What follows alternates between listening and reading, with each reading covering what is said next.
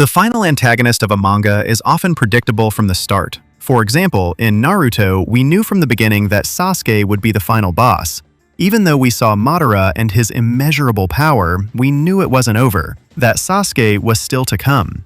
But here, in Boruto 2 Blue Vortex, it's different. We have several contenders for the title of Ultimate Antagonist. First, we have Code, who has been teased since the end of Boruto Naruto Next Generations, as an incredibly powerful opponent aiming to continue the will of our last two final bosses, Kaguya and Ishiki. But we also have Boruto's problem with Momoshiki, this Otsutsuki whose only goal is to take over Boruto's body and devour the chakra fruit.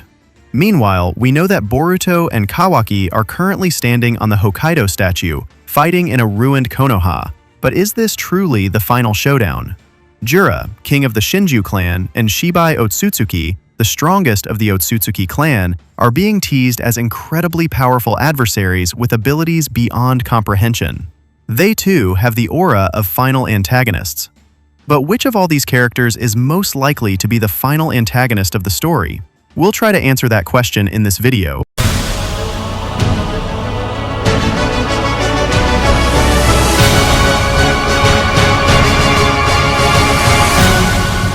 Let's start with the one least likely to be the final boss, and for me, that's none other than Jura. It might seem surprising at first, but let me explain. You'll see that after this, it will all make perfect sense. First, note that, unlike the others, Kawaki, Code, Shibai, and Momoshiki, Jura was only revealed to us in 2 Blue Vortex. He appeared suddenly. Admittedly, he's the incarnation of the Jubi, the 10-tailed demon, but he remains the only new character among them. So yes, Shibai didn't appear, but he's a special case that I'll explain later in the video. I know that the Shinju have taken center stage in the manga, but I think that was to pose a significant threat to the shinobi, while waiting for the real upheavals. Of course, Jura is stronger than Code and Kawaki, but historically speaking, Code and Kawaki are more likely to be final bosses than Jura, who, in quotes, just arrived. Nevertheless, Jura plays a central role, constantly terrorizing the world and currently appearing as an invincible enemy. But I think Jura will be dead long before the next 4 antagonists. The one I'd rank 4th for most likely to be the final antagonist is Code. And yeah, I see a special scenario for our manga cheat. Code has been in the manga for a long time, longer than Jura. Remember, he's one of the 15 potential vessels Jigen named. Code didn't have the genetics to handle Ishiki's karma, but he did get a failed karma in the form of white. Thus, he became jealous of Kawaki, who perfectly fulfilled all the conditions to become Ishiki's vessel. He then dedicated his life to trying to please Ishiki, and above all, to hating Kawaki. Upon Ishiki's death, he used his last moments to transmit the will of the Otsutsuki clan to Code, entrusting him with the heavy responsibility of devouring the chakra fruit of this planet.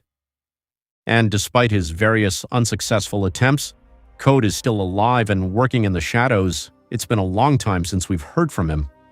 I can easily see him, once Boruto and his group have eliminated Jura sooner or later, seizing Jura's Thorn Soul in a blatant act of deception and devouring it, which will grant him a significant power-up. He will thus have fulfilled his role as the perfect fraud. He could attack Boruto, and don't forget that he mistakes Boruto for Kawaki because of his omnipotence, to unleash all his resentment on him. Then try to feed Kawaki to the 10 tails and eat the chakra fruit. Of course, we know that won't happen. But compared to Jura, Code has more to offer in terms of storytelling than Jura, who has practically nothing. However, it would be a bit much to attribute to him the role of final boss because he isn't that powerful, and his story is that of a pure hater who worships an Otsutsuki. I don't think he'll be the final boss. In 3rd place for the most likely final boss of the manga is Momoshiki Otsutsuki. We know his story, a run-of-the-mill Otsutsuki who wants to consume all the chakra of the planets to evolve. The problem is that by saving Boruto from death, he's condemned to remain in Boruto's body, powerless and unable to do anything. However, he made a pact with Boruto. If Boruto allows him to use his powers, then Boruto will give him his body. Knowing full well that Kawaki will stand in his way, he accepted the pact nonetheless. I think he has a better chance of being the final boss of the manga than Jura and Code, not because of his backstory, but because of what he represents. Because yes, he's one of those currently making Boruto's life miserable, but I don't think he'll be the final boss because I think what he represents is too weak compared to the two other antagonists who follow. And for the second and first place, I'm still hesitating between Kawaki and Shibai. Because Kawaki, although he represents Boruto's brother, the one who suffered throughout his childhood, the one whose only inspiration and devotion is Naruto, I think Shibai has a major role to play in who will be the final boss. Shibai represents the Otsutsuki who has reached the highest rank in immortality within his clan. We are told that he possesses power beyond comprehension and that everything may originate from him. It is said that in Chapter 13, when Jura shot Boruto, he missed because perhaps a superior being from the heavens was trying to protect Boruto. Shibai is said to be the one pulling the strings behind the scenes and not Kashin Koji, according to some. So yes, from a storytelling perspective, Kawaki is the most likely candidate in the franchise to be the final boss, but I think that in terms of power, terror, and representing the troubles of chaos, Shibai would be an epic final boss. However, all the signs point to Kawaki being the final boss. First, Boruto's activation of the Jogen against Kawaki.